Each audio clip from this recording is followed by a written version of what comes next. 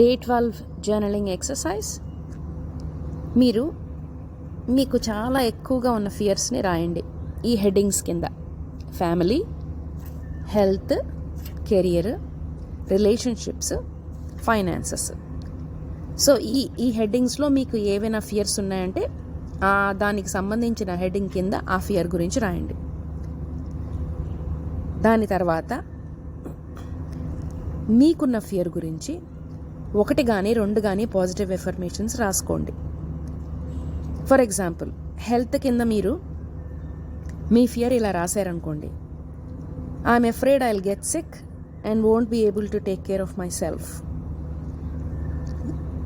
నా ఫియర్ ఏంటంటే నాకు ఒంట్లో బాగుండదు అండ్ నన్ను నేను టేక్ కేర్ చేయకుండా అయిపోతాను అన్నది మీ ఫియర్ అయితే, ఆ ఎఫర్మేషన్, పాజిటివ్ ఎఫర్మేషన్ ఏమిటి ఉంటుందంటే, I will always attract all the help I need.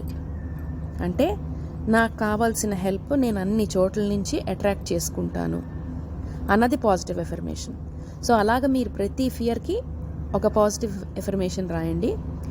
మీకు ఒకవేళ హెల్ప్ కావాల్సి వస్తే ప్రాబబ్లీ మనందరం కాయిన్ చేయొచ్చు ఆ ఫ్రేజ్ని. Thank you masters.